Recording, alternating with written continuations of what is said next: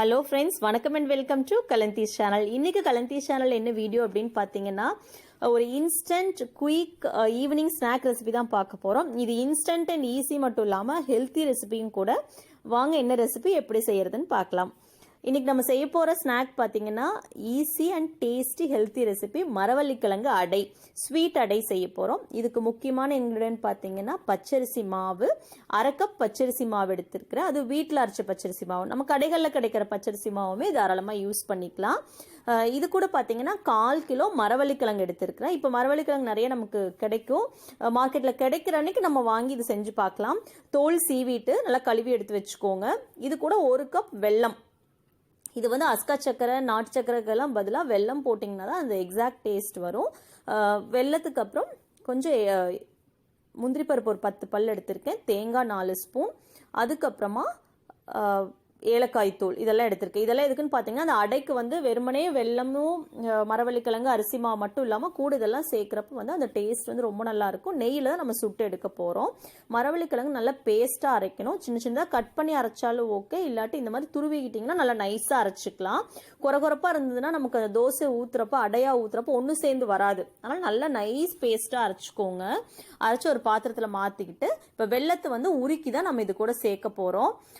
வெல்லம் வந்து கொஞ்சம் உப்பு கரிக்காத வெல்லமா பார்த்து வாங்கிக்கோங்க. கொஞ்சம் டார்க் கலர் வாங்கினீங்கன்னா கொஞ்சம் உப்பு கரிக்காது. உப்பு கரிக்கிற வெல்லமா இருந்தால் கொஞ்சம் அந்த டேஸ்ட் டிஃபரன்ஸ் இருக்கும். கொஞ்சம் கலரும் வந்து டார்க் கலர் வெல்லமா இருந்தால் அடைக்கு நல்லா இருக்கும். வெல்லம் எந்த பலகாரம் நீங்கள் செஞ்சாலுமே வெல்லத்தை அப்படியே சேர்க்காதீங்க. 2 ஸ்பூன் தண்ணி விட்டு உருக்கிட்டு நல்லா வடிச்சிட்டு சேர்த்தீங்கன்னா அந்த வெல்லத்தில் டஸ்ட் எல்லாம் இருக்கும், அதெல்லாம் நின்றுக்கும். ஸோ இந்த மாதிரி வெல்லம் உருகி வந்தோடனே நம்ம அரைச்சி வச்சிருக்கிற மரவள்ளிக்கிழங்கு கூட பச்சரிசி மாவையும் சேர்த்துட்டு இதையும் உள்ள வடிச்சுக்கலாம். இந்த வெள்ளைப்பாகு மட்டுமே நமக்கு கலக்கிறதுக்கு பத்தாது, கூட தண்ணி சேர்த்துக்கலாம்.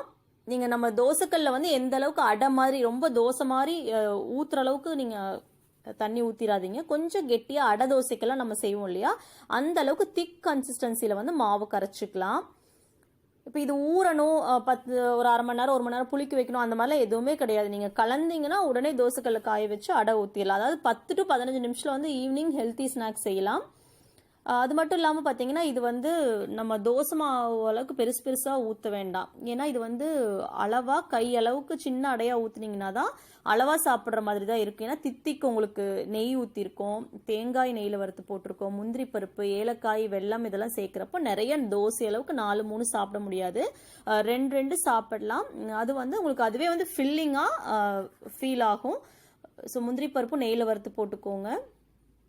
எப்பவுமே ஒரே மாதிரி செய்யாமல் இந்த மாதிரி மரவள்ளிக்கிழங்கு வரப்போ வந்து கார அடை, இனிப்படை இதெல்லாம் செஞ்சு கொடுக்குறப்ப சாயந்தரம் நேரம் இப்போ இந்த லாக்டவுன் டைமில் வந்து குழந்தைங்க வீட்லேயே இருக்கிறப்போ கொஞ்சம் மாற்றி கொடுத்த மாதிரி ஒரு ஃபீல் ஆகும். அவங்களுக்கும் வித்தியாசமாக சாப்பிட்ட ஒரு ஃபீல் ஆகும். தேங்காய் வந்து இப்போ சின்ன சின்ன பல்லாம் கட் பண்ணியும் நெய்யில் வறுத்து போடலாம். அது டைம் ஆகிற மாதிரி இருந்தால் துருவி டக்குன்னு நம்ம நெய்யில் வறுத்து உள்ளே போட்டுக்கலாம். பச்சரிசி மாவு வந்து உங்களுக்கு தண்ணி நிறையா குடிக்கும். டக்குன்னு ஒரு 5 நிமிஷம் வச்சுருந்தீங்கனாலே மாவு இறுகிரும், மறுபடியும் தண்ணி பிடிக்கும். அதனால் தண்ணி ஓரளவுக்கு விட்டு கலந்துக்கோங்க. ரொம்ப வேகமாக ஊற்றிடாதீங்க, கொஞ்சம் கொஞ்சமாக பார்த்து கன்சிஸ்டன்சி பார்த்து ஊற்றி கரைச்சிக்கோங்க. இந்த அளவுக்கு தோசைக்கல்ல ஊற்றினா வழிஞ்சு போகாத அளவுக்கு இருக்கிற மாதிரி பார்த்துக்கோங்க. இப்போ இதை நம்ம சுட்டு எடுத்துடலாம். சுடுறதுக்குமே வந்து நெய் ஊற்றி சுடுறப்ப தான் அந்த வாசம் வந்து சூப்பராக இருக்கும். அது மட்டும் இல்லாமல் இப்போ நம்ம அந்த கச்சாயம் அதிரசம்லாம் சாப்பிட்றோம்ல, அந்த ஃபீல் இருக்கும். நல்லா உள்ள வந்து முந்திரி பருப்பு தேங்காயெல்லாம் இருக்கிறதுனால அந்த கிரன்ச்சி ஃபீல் இருக்கும். பஞ்சாட்டு இருக்கும் உங்களுக்கு. அந்த வரன்னு பச்சரிசி மாவு ரொம்ப அந்த மொறுமொறுப்பெல்லாம் இல்லாமல் நல்லா பஞ்சு மாதிரி இருக்கும். ஆறுனதுக்கு அப்புறம் நேரம் வரைக்கும் வச்சிருந்து சாப்பிட்டா கூட வந்து அவ்வளோ டேஸ்ட் அண்ட் சாஃப்டாக இருக்கும். உங்களுக்கு காஞ்சு போகிற மாதிரி இருக்காது. ஏன்னா நம்ம நெய்யெல்லாம் ஊற்றி செஞ்சுருக்கோம், அதனால காஞ்சு போகாது. கொஞ்ச நேரத்துக்கு அப்புறம் வச்சு சாப்பிட்றதுக்குமே வந்து ரொம்ப சூப்பராக இருக்கும்.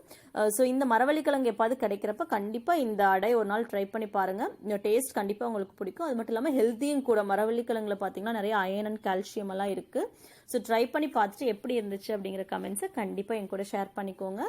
நான் முதலே சொன்ன மாதிரி நம்ம கலந்தீஸ் சேனலில் இப்போ ரெகுலராக ஒவ்வொரு வெள்ளிக்கிழமை செவ்வாய்க்கிழமை காலையில் 11 மணிக்கு ரெகுலராக நம்ம வீடியோஸ் போட்டுட்டு இருக்கோம். ஸோ கண்டிப்பாக மிஸ் பண்ணாமல் பாருங்கள். எல்லாமே உங்களுக்கு யூஸ்ஃபுல்லாக இருக்கிற வீடியோஸாக தான் இருக்கும். ஸோ கலந்தீஸ் சேனலில் பாருங்கள், லைக் பண்ணுங்கள், ஷேர் பண்ணுங்கள், மறக்காமல் சப்ஸ்கிரைப் பண்ணுங்கள். தேங்க்ஸ் ஃபார் வாட்சிங் கலந்தீஸ் சேனல். பை.